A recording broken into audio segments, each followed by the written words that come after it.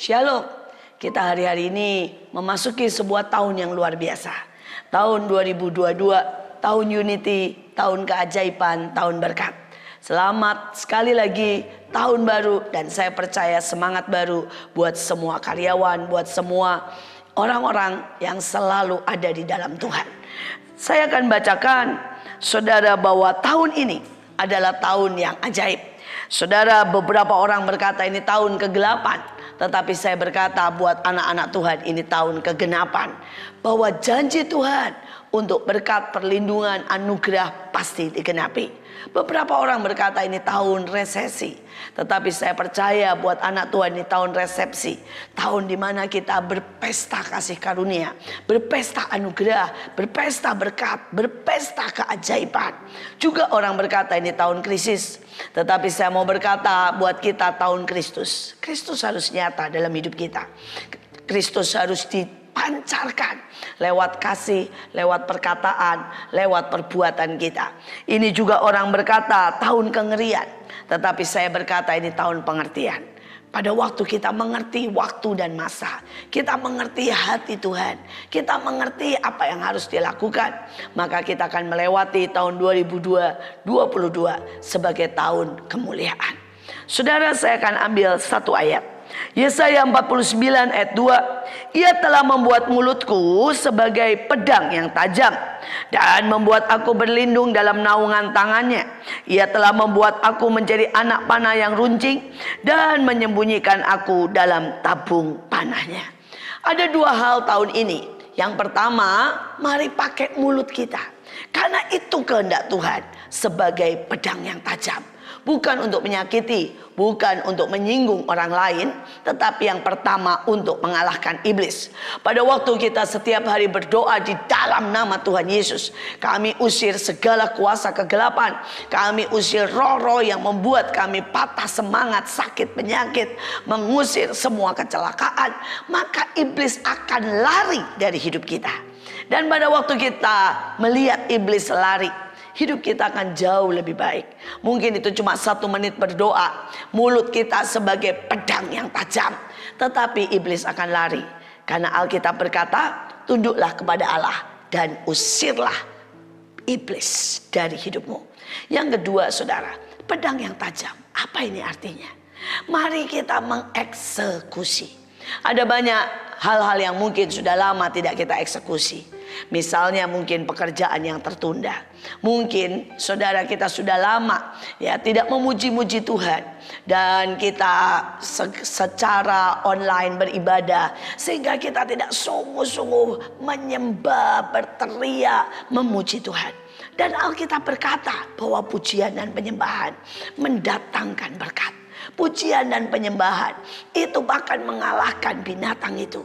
Pujian dan penyembahan mengalahkan kekhawatiran, mengalahkan saudara yang namanya kebencian dan sebagainya.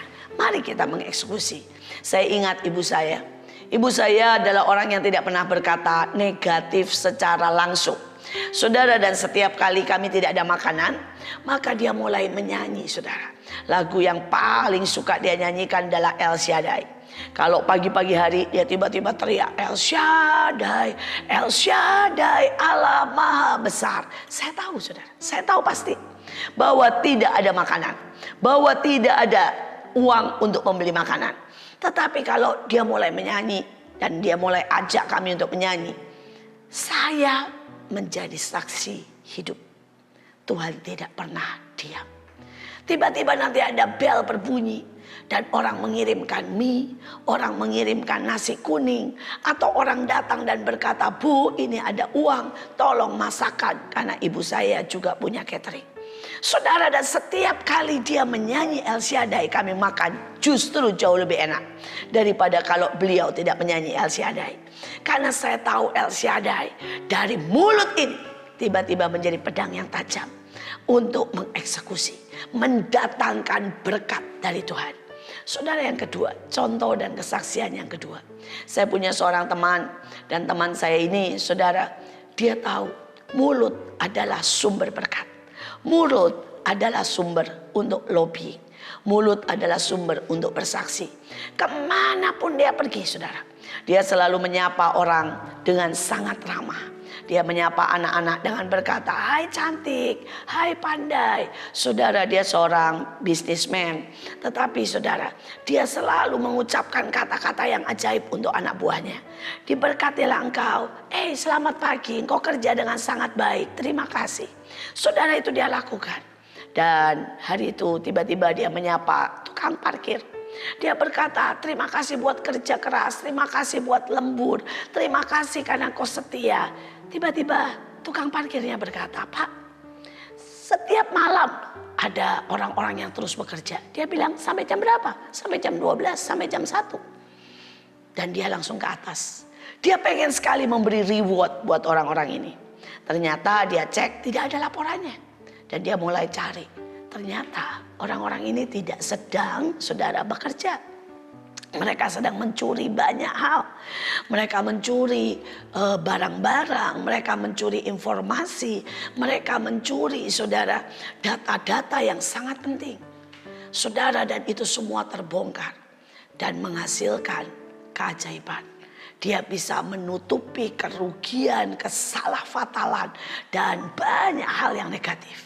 Hanya karena dia menyapa, mengeksekusi tukang parkirnya. Saudara, dia tidak marah. Dia bahkan beretika baik. Tetapi Tuhan membongkar segalanya. Karena apa? Mulut kita adalah pedang yang tajam. Mari pakai mulut kita untuk mendoakan orang. Mari pakai mulut kita untuk memberkati. Mari pakai mulut kita untuk memuji dan menyembah Tuhan. Mari pakai mulut kita untuk mengeksekusi, saudara, pekerjaan-pekerjaan yang ajaib. Karena saya percaya mulut ini punya kuasa. Yang kedua, dikatakan ia membuat aku menjadi anak panah yang runcing. Saudara, tahun 2022 haruslah bergerak dalam ketepatan. Haruslah juga kita berani ditarik seperti anak panah dan kemudian meluncur dengan sangat cepat. Ada banyak orang yang tidak pernah berdoa khusus dan hidupnya rutin. Tetapi saya karena sering berpergian, karena saya sering kali menghadapi hal-hal yang baru, saya sering kali berdoa dan berkata, "Tuhan, tentukan apa yang baik." Hari itu tiba-tiba Tuhan berkata, "Nak, pergi naik mobil, jangan pakai pesawat." Padahal saya biasanya selalu naik pesawat, saudara. Dan saya memilih berangkat ke Solo naik mobil. Ternyata hari itu, kalau saudara masih ingat, WA tiba-tiba down, saudara, dan semua tiba-tiba blank.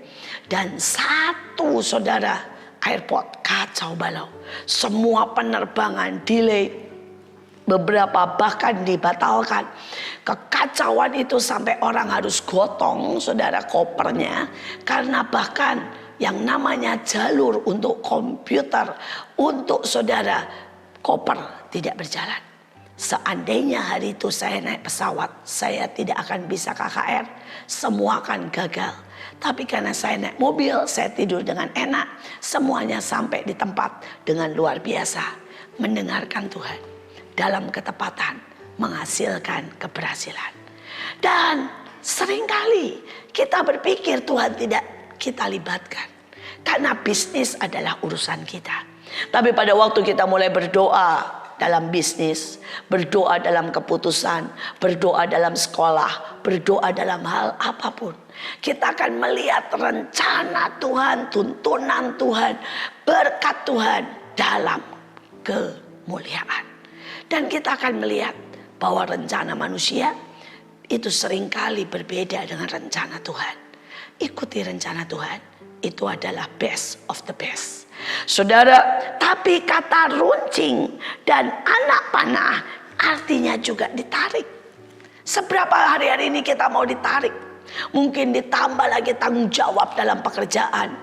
Kita ditarik lagi untuk menghadapi pelayanan. Beranikah kita menambah jam doa kita?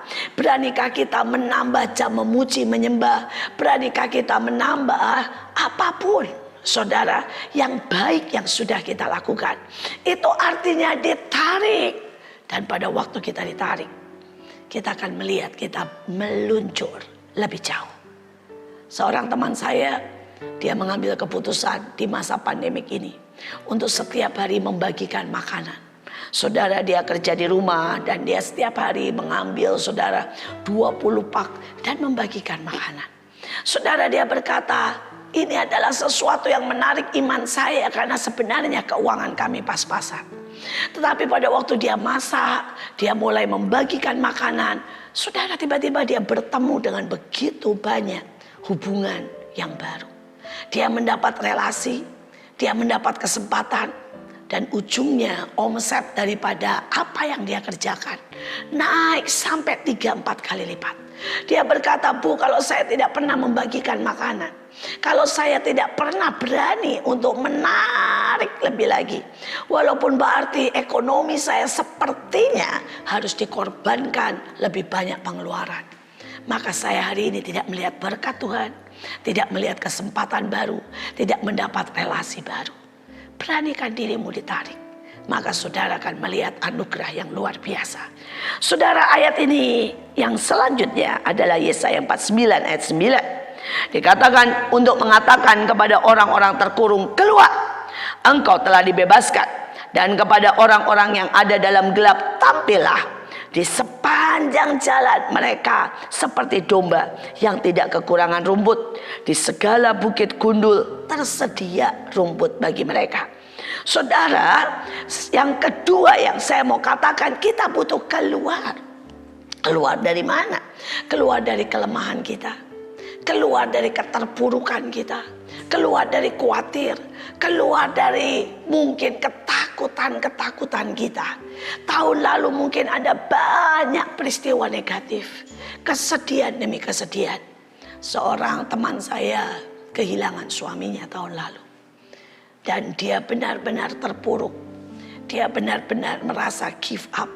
Dia mau lepaskan semua pekerjaan suaminya, karena suaminya seorang distributor yang cukup besar dan dia tidak pernah tahu sama sekali.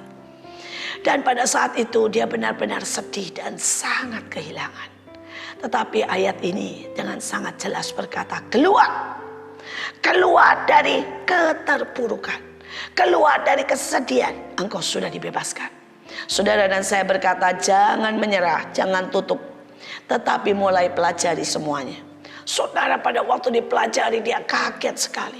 Ternyata suaminya seorang sanguin yang sangat tidak teliti. Ada banyak tagihan, ada banyak tapi utang dari orang-orang yang belum ditagih juga. Ada banyak saudara orang yang tidak bayar cicilan dan didiamkan oleh suaminya. Saudara, dan mulai dia bereskan dari A sampai Z, dan dia mulai mengatur pembukuan, dia membereskan, dia mengambil saudara inisiatif dengan cara-cara yang baru. Tiba-tiba saudara, semua usaha suaminya memiliki untung yang sangat banyak. Saudara, memperlebar kiri dan kanan, mengalami kemajuan pesat. Dan dia berkata, Bu, sekarang saya mengerti kenapa suami saya harus pulang. Kalau suami saya tidak pulang dengan kekacauan yang dia buat, kami akan kena masalah hutang piutang dan sebagainya. Tapi Tuhan menutup celah ini. Walaupun kelihatannya saya kehilangan suami, tapi tiba-tiba saya melihat semua berubah. Anak-anak juga mulai membantu, anak-anak mulai bekerja, dan mereka menjadi lebih dewasa setelah ayahnya pulang. Dia berkata, perusahaan ini yang dulunya saya pikir baik-baik, ternyata diambang kolaps.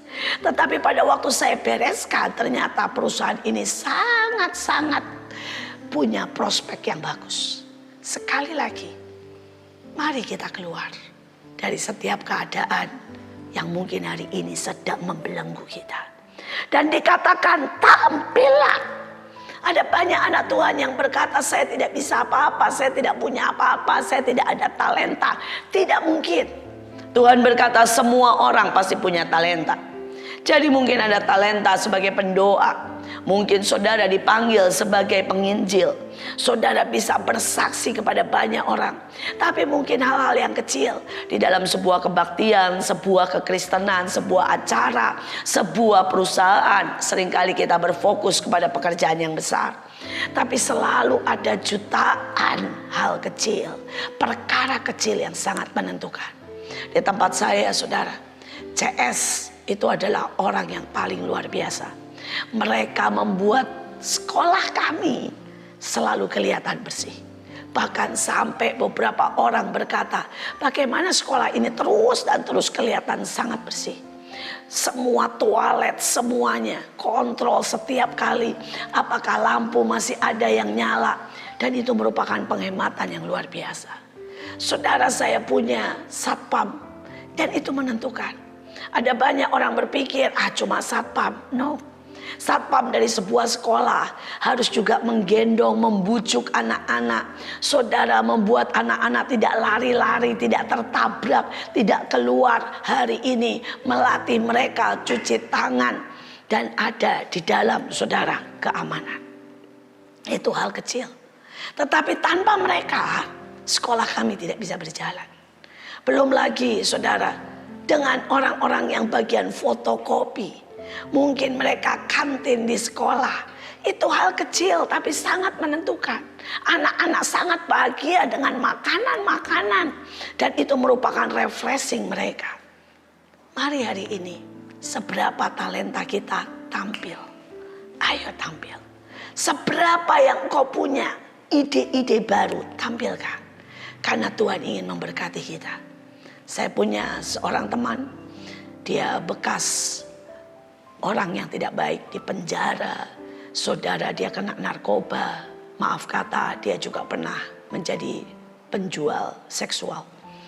Dia pelacur, kata kasarnya. Tapi dia bertobat. Dan selama ini dia tutup dengan sangat rapi. Dan tiba-tiba Tuhan mulai berkata, kenapa kamu tidak berani tampil? Kenapa kamu tidak berani bersaksi bahwa kamu memang bekas pelacur? Bagaimana hidupmu, dan mulai taruh di YouTube di mana-mana. Saudara, dia berkata, Tuhan, saya malu. Tapi dia berkata, okelah, karena Engkau yang menyuruh. Maka dia mulai ambil resiko untuk tampil. Saudara, dia buat kesaksian dia. Dia dandan dan dia bilang, saya bekas pelacur dan saya dijamah Tuhan. Yang mengagetkan, saudara, dalam satu hari 75.000 orang menonton. Saudara, orang mulai berkata yang benar.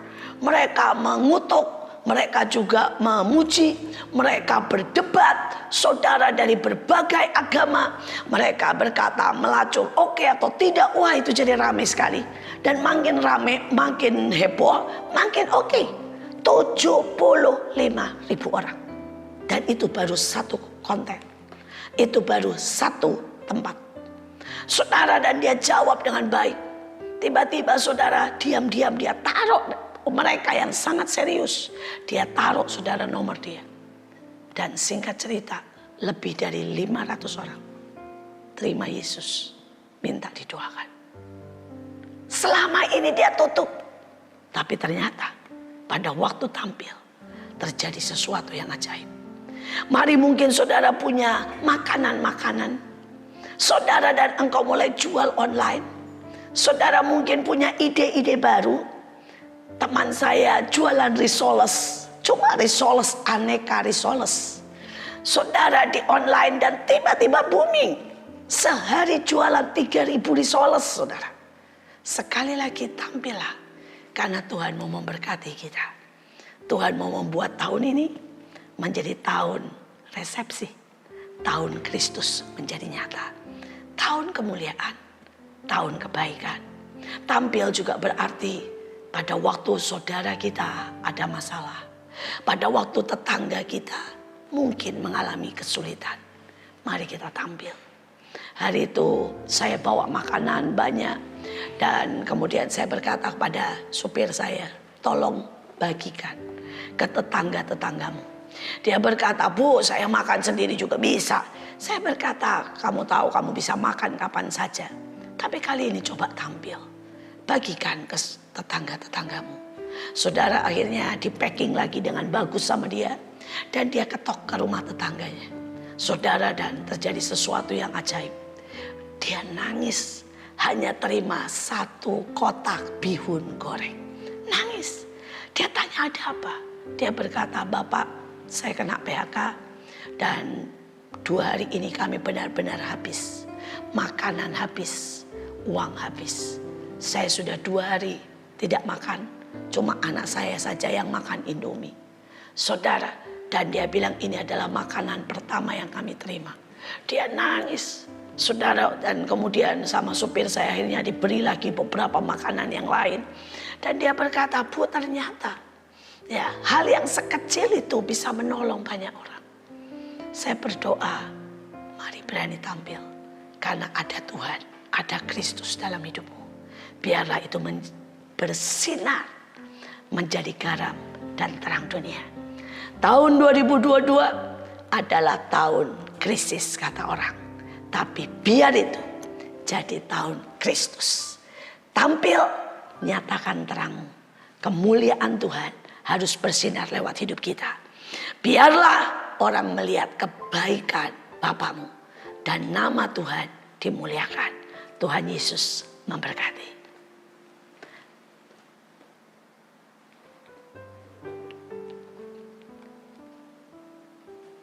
Saya akan memimpin dengan doa syafaat. Kita akan berdoa buat banyak orang yang mungkin membutuhkan. Dan saya percaya kita akan sama-sama terus dan terus menaikkan doa. Mari kita berdoa. Terima kasih Tuhan buat hari ini. Kami percaya tahun ini akan menjadi tahun Kristus. Di mana setiap kami mulai berani tampil. Menjadi berkat, menjadi garam. Hamba berdoa tahun ini menjadi tahun di mana kami mendapat pengertian. Dan kami tahu apa yang harus kami buat. Tuhan, kami bawa bangsa Indonesia. Biar bangsa kami diselamatkan. Biar bangsa kami dijagai. Diluputkan dari pandemik. Diluputkan dari kerusuhan. Tapi ada shalom atas bangsa kami. Hamba berdoa mulai dari Pak Jokowi sampai yang paling bawah. Biar hikmat-Mu mencengkeram. Kami berdoa buat mulia industri manajemen, karyawan, serikat pekerja, customer, supplier, semua pihak terkait. Kami berdoa untuk pemeliharaan Tuhan tetap dalam segala aspek. Kami mengucap syukur untuk semua yang berulang tahun. Dan untuk saudara mereka yang mengalami sukacita. Baik itu anniversary dalam pernikahan. Ataupun mengalami kebaikan, kesembuhan dan sebagainya. Kami juga berdoa Tuhan. Supaya setiap kali kami kebaktian. Maka firman-Mu tepat dan menguatkan semua orang. Dan kami semua menjadi pelaku dan tidak hanya pendengar saja. Kami berdoa buat kesembuhan bagi karyawan, karyawati. Semua yang mengalami kelemahan dalam fisiknya. Kami percaya ada penghiburan, ada kekuatan bagi mereka semuanya. Juga mereka yang sedang mengalami kedukaan, masalah dan tantangan. Kami berdoa untuk jalan keluar. Kami percaya Tuhan, semuanya akan menjadi baik dan sungguh amat baik. Kami berdoa terakhir, biarlah berkat dan kasih karunia, anugerah dan kekuatan turun dalam hidup setiap kami. Biarlah setiap kami menjadi saksi, menjadi garam dan terang. Biarlah setiap anak-anak-Mu diberkati dalam keluarga mereka, dalam persatuan dan damai. Biarlah setiap mereka ada kesehatan yang sempurna. Biarlah mereka ada perlindungan. Dan semuanya untuk kemuliaan dan hormat bagi nama Tuhan. Di dalam nama Bapa, Putra dan Roh Kudus, kami menaikkan pujian dan syukur. Menaikkan sembah, menaikkan cinta. Dan biarlah semua hidup kami letakkan di tangan-Mu. Sekali lagi, di dalam nama Bapa, Putra dan Roh Kudus kami berdoa. Amin.